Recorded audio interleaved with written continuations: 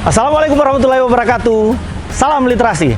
Halo sahabat literasi di Kabupaten Mamuju. Saya mau mengajak kita semua untuk menyaksikan program Macarita, Macaka Literasi. Program ini kita inisiasi untuk mendiskusikan berbagai hal terkait perkembangan literasi di Kabupaten Mamuju serta aktivitas-aktivitas literasi yang dilakukan di Kabupaten Mamuju, baik itu di tingkat lembaga pendidikan, di komunitas-komunitas pegiat literasi, maupun sampai ke tingkat desa.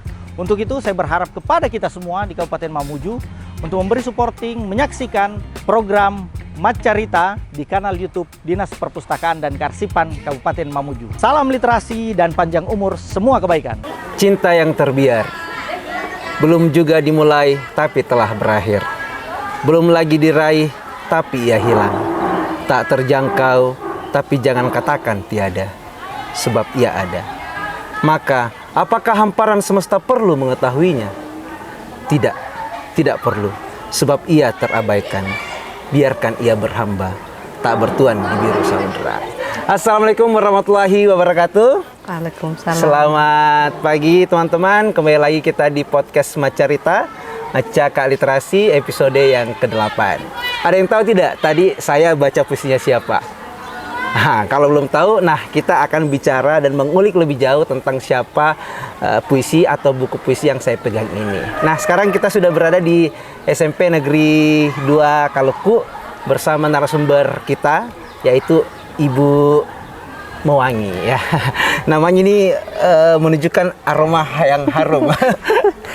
Jadi kita sedang bersama dengan beliau. Beliau ini merupakan salah seorang kepala sekolah yang juga banyak aktivitasnya di bidang kepenulisan. Jadi beliau ini juga seorang penulis. Dan yang saya pegang ini merupakan hasil tulisan atau karya beliau. Nah, apa kabar Bu? Alhamdulillah, Baik Bu ya. Sehat-sehat Bu ya? Ya, sehat. Selalu cerah. Bagaimana aktivitas saat ini Bu? Ya, alhamdulillah hari ini kita tetap melaksanakan kegiatan seperti biasa di satuan pendidikan kami. Tadi baru selesai rapat dan tepat waktu selesai rapat Bapak sudah hadir bersama-sama dengan kami di sini. Iya.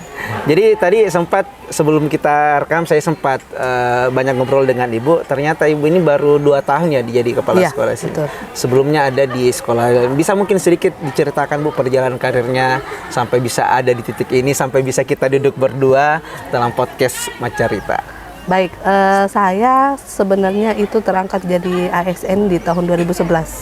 Jadi tugas pertama saya itu saya ditugaskan di SMP Negeri 2 Simboro. Di sana saya kurang lebih 4 tahun, lalu kemudian pindah ke SMP Negeri 1 Mamuju, di sana juga kurang lebih 3 tahun. Terus 2 tahun yang lalu saya dapat promosi menjadi kepala sekolah di SMP Negeri 2 Kaluku ini. Berarti ini baru pertama kali Bu ya jadi kepala sekolah? Baru pertama. Bagaimana rasanya Bu? Tekanannya sama atau seperti apa? Kalau orang lain lihat sih mungkin enak, tapi sebenarnya ada tanggung jawab yang mesti kita emban, tetapi semuanya insya Allah bisa dijalanin kalau kita lakukan dengan yang terbaik. Betul sekali ya. Jadi sebagai ASN memang itu teman-teman ketika kita diamanahkan posisi yang baru, itu kita harus selalu siap ya. Dimulai dari sejak kita dilantik menjadi seorang ASN. Betul, dan itu ditunjukkan oleh Ibu Mewangi. Nah, bisa mungkin sedikit juga cerita Bu tentang kondisi literasi di sekolah tak saat ini seperti apa? Apa-apa saja yang sudah dilakukan sebelumnya terkait dengan itu dan kira-kira ke depan mau bikin apa tentang literasi di SMP 2? Baik, berdasarkan rapor pendidikan tahun 2024 kami di SMP Negeri 2 Kaluku ini ada 60% peserta didik kami itu sudah mencapai kompetensi minimum untuk literasi. Tetapi memang meskipun masih perlu upaya untuk terus meningkatkan literasi di satuan pendidikan kami, ada sekitar 40% yang masih kurang dalam numerasinya. Dan langkah-langkah yang sudah kami lakukan di satuan pendidikan kami ini, salah satunya adalah Juksi, Jumat aksi literasi. Jadi setiap Jumat peserta didik kami itu kami tempatkan di tempat-tempat seperti ini, di gazebo ataupun di lapangan untuk mendengarkan literasi digital. Kami lebih memilih mendengarkan literasi digital. Kami putarkan dalam bentuk audiovisual, lalu peserta didik menyerap semua itu, lalu mereka rangkum. Nanti setelah rangkumannya kami akan baca atau mungkin peserta didik tampilkan sendiri dari hasil literasi digitalnya itu. Kemudian juga kami membiasakan 10 sampai 15 menit pada awal pembelajaran peserta didik itu untuk melakukan pembelajaran literasi di semua mata pelajaran. Jadi setiap jam pertama atau jam kedua dimulai, mereka itu melakukan sedikit literasi. Ke depan Bu kira-kira mau bikin apa? Saya berharapnya ke depan ini satuan pendidikan kami menjadi sekolah yang kaya literasi. Saya punya impian bahwa setiap yang masuk ke satuan pendidikan ini dari sudut manapun bisa menjadi area literasi. Jadi bukan literasi, betul. Jadi bukan hanya untuk peserta didik, tapi siapapun yang masuk ke lingkungan sekolah. Itu menjadi harapan kami ya. Sedikit-sedikit memang sudah mulai, termasuk di aula itu kami menampilkan jenis-jenis makanan daerah. Itu kan bentuk salah satu literasi. Kemudian hasil-hasil karya peserta didik dalam bentuk poster itu akan kami tempel di lingkungan-lingkungan sekolah, termasuk di area-area baca. Nah, jadi beruntung sekali nih ya, SMP 2 termasuk sekolah yang beruntung karena bisa di kepala sekolah oleh Ibu Muwangi. Karena Ibu Muwangi ini orang yang sudah terliterasi sejak dulu. Jadi bukan sekedar terliterasi ketika dia misalnya jadi kepala sekolah, tetapi semasa dia muda itu sudah terliterasi. Nah, ini pasti juga akan menyemangati anak didiknya untuk kemudian bisa mengikuti jejak beliau. Bukan hanya sekedar terliterasi dalam tanda kutip ya, beliau juga ini berprestasi. Karena kemarin ada lombanya Dinas Perpustakaan dan Kearsipan untuk lomba puisi, beliau ini merupakan juara pertamanya. Nah, kita tepuk tangan dulu untuk kepala sekolahnya SMP 2 Negeri Mamuju ya. SMP Negeri 2 Kaluku, mohon maaf. Nah, bisa mungkin juga kita ini sedikit bercerita Bu tentang perjalanannya Ibu, kenapa kemudian bisa sampai menulis buku dan menyukai dunia tulis menulis, membaca cerpen, membaca puisi. Supaya ini juga menginspirasi anak didik Ibu dan teman-teman yang akan nonton di YouTube bahwa sebenarnya aktivitas membaca menulis itu bisa membawa kita untuk menjadi kehidupan yang jauh lebih baik. Baik, saya sebenarnya dari SMP suka sekali membaca. Jadi di kampung itu ya tahulah kalau di kampung bahan bacaan itu mungkin masih sangat sedikit, tetapi saya biasa dengan teman-teman itu kalau punya buku kita target, kamu buku ini bisa kamu selesaikan berapa hari. Ya. Saya juga berapa hari, setelah kita bertukar. Nanti setelah kita bertukar kita berbincang-bincang tentang apa yang kita temukan dalam buku itu. Nah, itu saya jadikan kebiasaan mulai sejak saya SMP. Saya suka sekali koleksi buku dan baca buku. Nah, seperti pepatah mengatakan bahwa ketika kita membaca, kita sama seperti sebuah gelas yang diisi terus-menerus dengan air. Kalau airnya sudah penuh, maka dia akan tumpah sendiri dalam bentuk tulisan. Mungkin itulah yang membuat, karena terlalu banyak, bukan terlalu banyak ya, mungkin sudah banyak buku yang saya baca, akhirnya mau tumpah menjadi sebuah tulisan. Jadi awalnya dalam bentuk buku harian, kemudian saya coba untuk buat puisi. Karena memang juga kebetulan waktu di SMP itu sudah sering dipanggil untuk tampil baca puisi, berlomba-lomba. Jadi saya pikir kalau saya bisa bawakan puisinya orang, kenapa saya tidak bisa bikin puisi untuk diri saya sendiri. Mohon maaf Bu, kampungnya di mana Bu? Di Bonihau. Di Bonihau ya. Pada waktu itu situasi membacanya di mana? Di perpustakaan sekolah? Ibu bertemu buku pertama kali di mana di Bonihau ini? Atau di rumah? Di sekolah, tapi kan tahulah kalau sekolah di kampung keterbatasan perpustakaannya juga hanya seberapa. Jadi saya itu kan biasa sering ke Mamuju kalau bapak pergi belanja. Jadi kalau dia pergi belanja, saya ikut, saya beli satu buku lagi. Sampai di kampung saya pamer ke temanku, iya ada bukuku. Teman juga dia bilang begitu, pinjam Kak, ada juga buku tak, nanti kita bertukar. Jadi awalnya itu kita beli buku-buku kayak novel begitu ya.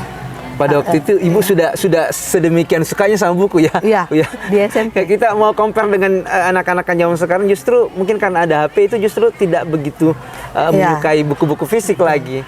Nah, berarti Ibu ini tumbuh berkembang dan besar dalam keluarga yang dalam tanda kutip berpendidikan Bu ya? Sehingga tradisi membaca itu lahir.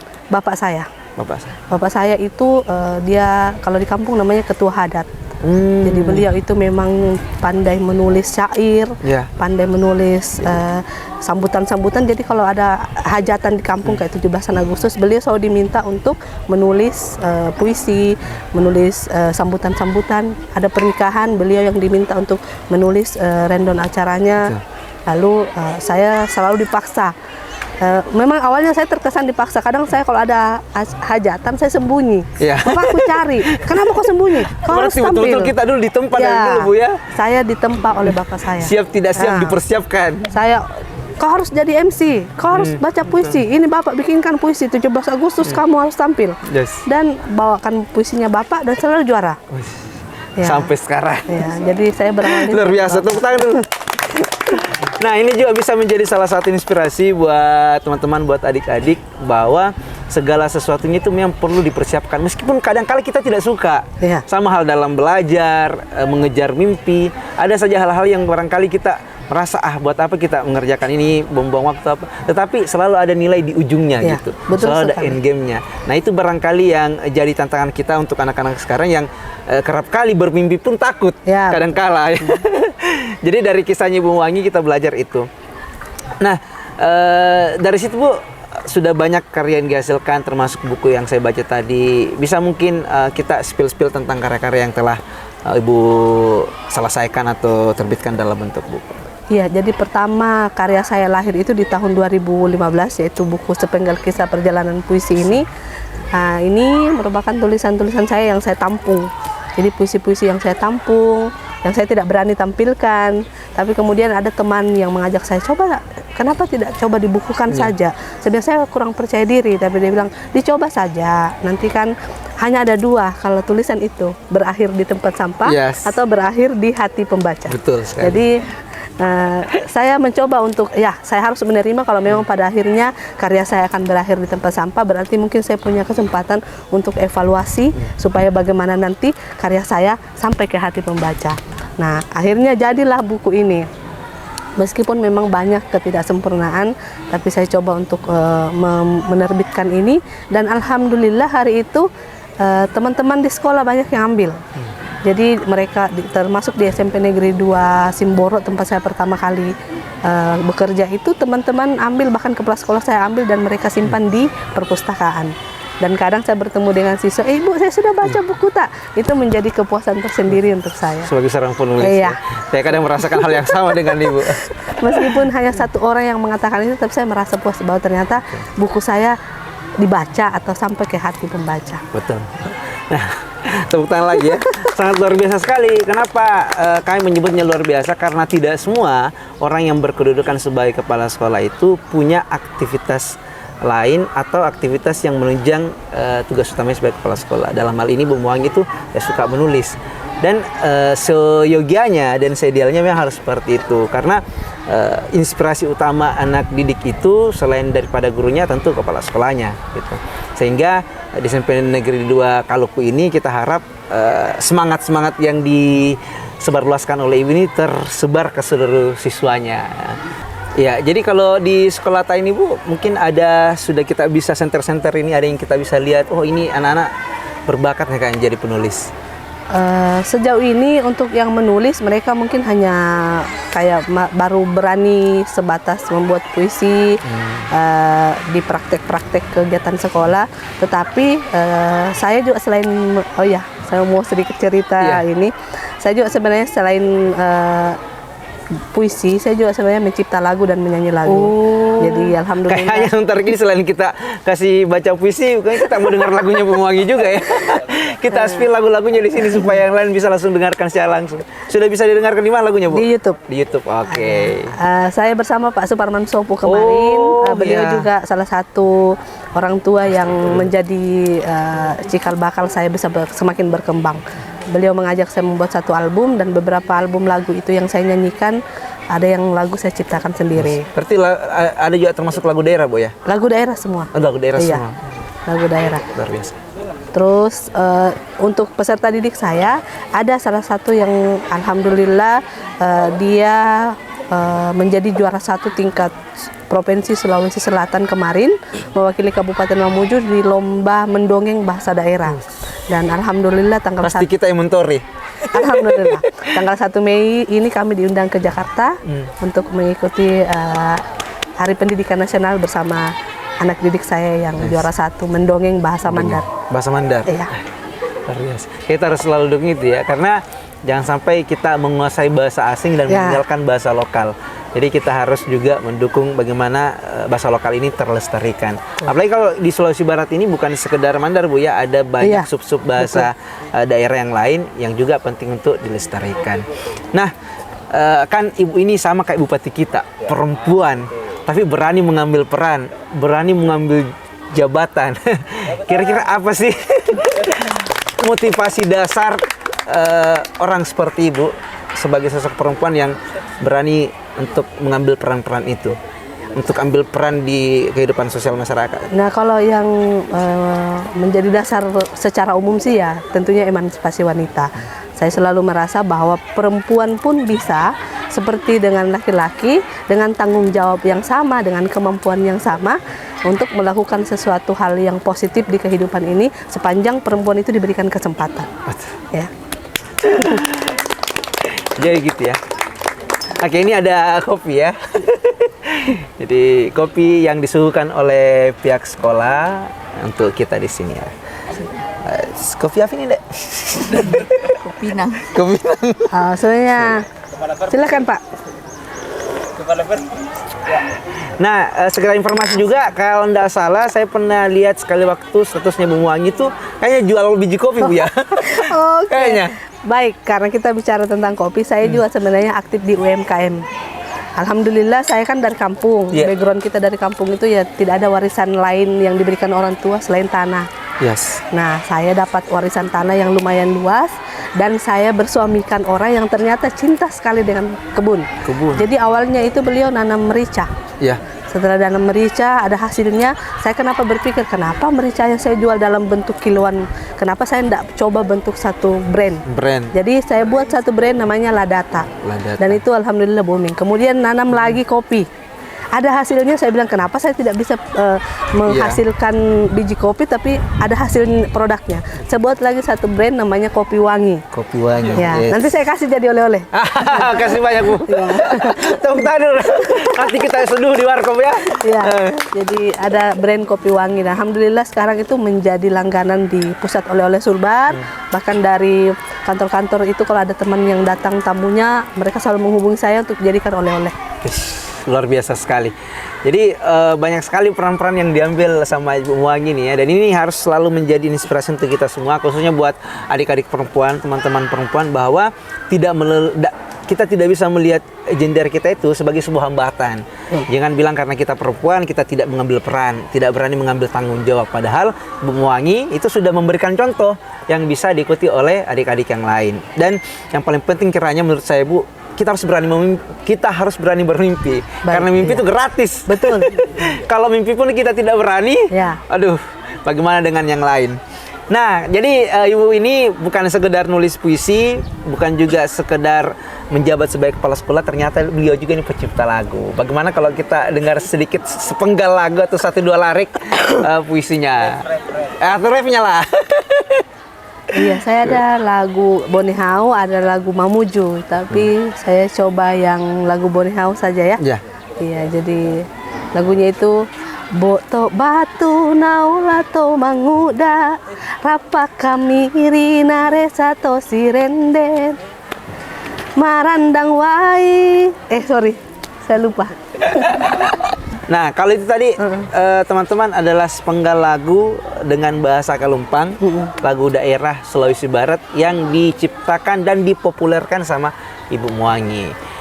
Kalau puisinya seperti apa, Bu? Karena Ibu Muangi jadi suka nulis puisi. Ya, ada juga salah satu puisi saya kemarin yang tadi sempat dibahas menjadi juara 1 di lomba perpustakaan daerah. Judulnya Bukan Selimut Kumal Biasa. Jadi puisinya ini bercerita tentang syal sekomandi yang menjadi ciri khas Bonehau Kalumpang, yang juga menjadi ciri khas Kabupaten Mamuju. Itu saya angkat dalam bentuk puisi. Nah, sedikit informasi, puisi ini itu juara 1 di lomba Cipta puisinya Dinas Perpustakaan dan Kearsipan tahun kemarin. Kita persembahkan untuk Ibu Bunga. Kita persembahkan nanti Ibu Bunga. Almarhumah. Oh iya, beliau juga sebenarnya bukan orang lain, tante saya itu. Bukan selimut kumal biasa. Malam dengan sepenggal cerita di bilik pondok yang mendengkurkan suara. Suara pemilik jemari-jemari tua menenun kain hingga matahari bersarang di kepala.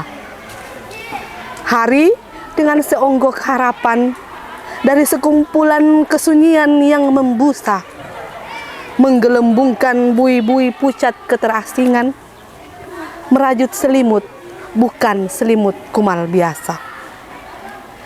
Sehelai selimut mungkin terinjak di bawah telapak kaki. Selimut kumal yang kunamai sekomandi. Ramai yang diam dalam dentang sunyi. Hening yang berteriak setelah lama mati suri. Sudah lama rupanya selimut itu berjejak, memeluk erat tubuhku dalam corak ulu karua lepo, ulu karua barini, lelen sepu, tonoling dan tosok balekoan. Selimut kumal yang menembus dinding ruang peradaban, menghangatkan tungku-tungku perapian, menjadi bulan di ranjang pengantin, hingga menjadi selimut kabut kematian. Deru modernisasi menerpa dengan kerasnya. Kain tenunku bersaing dengan khasnya. Aku menundukkan kepala pada penenunnya. Hormat kagumku atas karyanya. Tepuk tangan. Itu puisi yang lahir membuat kita merinding. Saya sempat bercengkrama dengan salah satu jurinya, Kak Adi Aron Alimin, yang mengatakan bahwa puisi itu memang, kita sebelumnya tidak tahu siapa penulisnya, dan itu memang puisinya betul-betul memukau juri. Dan puisi seperti itu dibuat bukan sekedar dibuat, tetapi butuh riset juga tentang sekomandi. Nah, terima kasih. Sebelum kita masuk ke sesi akhir, saya mau tanya dulu ini Bu, selaku ASN, selaku pejabat kepala sekolah, dan selaku orang yang giat dalam dunia literasi, pesan dan harapan kepada pemerintah Kabupaten Mamuju, kepada Ibu Bupati, dan juga lebih khusus barangkali kepada Dinas Perpustakaan dan Kearsipan Kabupaten Mamuju. Oke, baik. Harapan saya kepada Dinas Pendidikan, Dinas Perpustakaan dan Kearsipan serta pemerintah Kabupaten Mamuju, saya berharap bahwa semoga makin sukses menjadi wadah untuk masyarakat, untuk peserta didik, untuk generasi muda dalam membuka ruang-ruang seperti ini. Salah satunya untuk peserta didik atau anak-anak muda kita saat ini untuk membuat karya, untuk berbuat lebih banyak terhadap daerah kita khususnya, untuk mencintai literasi, untuk menulis, untuk membaca, dan yang paling utama adalah menjaga budaya kita. Saya berharap bahwa pemerintah terus memberikan ruang-ruang yang banyak, memberikan tempat-tempat seperti ini kepada anak-anak didik kita atau generasi muda kita untuk berkarya dalam bentuk karya sastra misalnya. Oke, nah terima kasih banyak Bu atas kesempatannya, dan kami juga dari Dinas Perpustakaan dan Kearsipan berterima kasih karena Ibu selaku kepala sekolah itu bersedia untuk kami jadikan satu episode khusus di Macarita dan menjamu kita dengan sangat baik. Nah, terakhir sekali Bu, 3 penulis yang kira-kira perlu untuk dibaca bukunya menurut Tak? Oke, penulis yang saya rekomendasikan untuk anak-anak boleh, saya tidak bisa melupakan beliau Pak Suparman Sopu. Boleh membaca salah satu bukunya itu Jaraming. Jaraming ya Bu. Ya, dan yang kedua itu adalah ya orang berada di samping saya ini. ya Pak Syafri Arifuddin Master ya. Anak-anak boleh googling di internet, boleh googling di YouTube, itu beliau ini luar biasa. Boleh dibaca karya-karyanya ya. Sebentar, jangan lupa peserta didik saya sebentar buka ya. Nama beliau. Kemudian tentunya yang nasional ya, Khairil Anwar dalam bukunya Deru Campur Debu. Ada banyak puisi-puisi yang salah satunya aku yang bisa anak didik jadikan referensi atau baca-baca. Kira itu. Saya ya kaget ini ya. Kaget jadi sebut oleh Ibu, tapi terima kasih banyak. Sampai jumpa kita di episode berikutnya, di episode 9. Tentunya dengan narasumber yang tidak kalah hebatnya. Kita akan membahas banyak hal, tidak juga hanya berupa baca dan menulis atau dunia literasi yang lebih kecil. Kita di episode-episode berikutnya akan menjangkau pembahasan yang jauh lebih luas. Dan saya tutup dengan perkataan Tan Malaka, terbentuk. Marilah kita hidup dalam benturan-benturan gagasan supaya kita bisa membentuk gagasan kita sendiri. Wallahu muwaffiq ila aqwamit thoriq. Wassalamualaikum warahmatullahi wabarakatuh. Waalaikumsalam warahmatullahi wabarakatuh. Thank you. Kasih banyak Bu.